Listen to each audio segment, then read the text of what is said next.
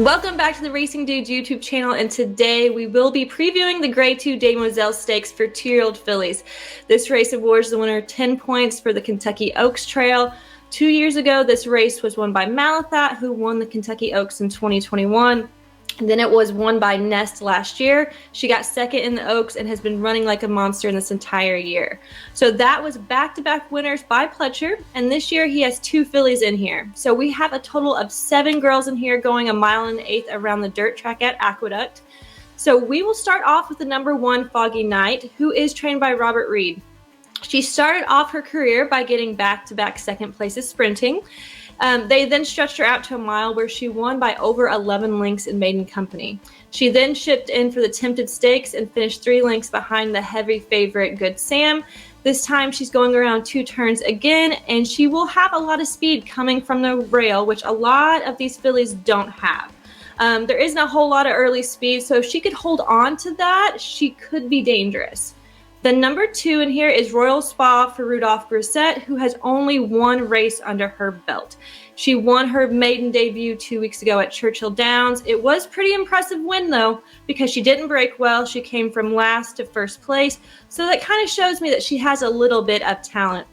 So based off that 1 race though, there isn't a whole lot to go off of. She could be the dark horse in here and get a sneaky win. Now we're going to go to the number 3. That is Julia Shining for Todd Pletcher. Like I said, he's looking for his 3rd win in a row for this race. She is a full sister to Malathaat, which in case you guys don't know, Malathaat just won the Breeders Cup Distaff. She was your 3-year-old filly of the year and will probably be your older female of the year for the Eclipse Awards this year. Julia Shining has also only raced 1 time. That was at Keeneland where she won her debut. It didn't really look like she wanted to sprint. She ended up last, but then she over-empowered everybody in the stretch and won. I mean, who does that remind you of? I just don't really like her odds at 3 to 5 for her 2nd race. The number 4 is La Vida Sofia for Rudy Rodriguez, who broke her maiden in October at Aqueduct. She then went on to the Tempted Stakes and was not a contender at all, finishing 11 lengths behind the winner. Her highest buyer in here is a 55, so I just think some of these horses are a little bit better. She is bred to be on the turf, which she did run on in her first race at Saratoga with a tough field, so I think that maybe she just needs to get on that surface instead of the dirt. The number 5 is Affirmative Lady for Grand Motion, who they bought for $400,000 in April. She debuted at Keeneland for $100,000, and she had a decent start, finishing 3rd. A month later, they put her in a $150,000 maiden special weight, and once again, she was unable to show some speed. She finished 3rd. I want to mention, though, that she is entering this Grade 2 as a maiden still, which isn't the greatest, but she also has been in some decent races with big fields.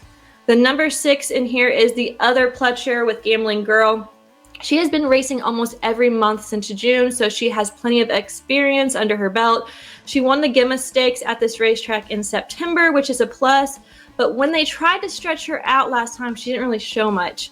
But to give her the benefit of the doubt, she was bumped hard from the start. She was 5 wide. She went from 8th place to 4th place, so she did make some improvement during the race.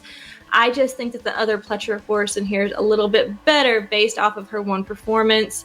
And then the last horse in here is Tribal Queen, who has raced 3 times, and she was able to break her maiden last time out. But if we look at her 2 other performances before that, there really wasn't anything special about them. She does have some early speed, which with this race it does lack.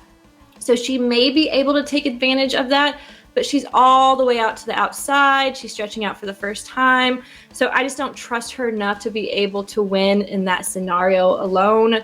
So with all of that said, I'm going to go with a bit of an underdog in here.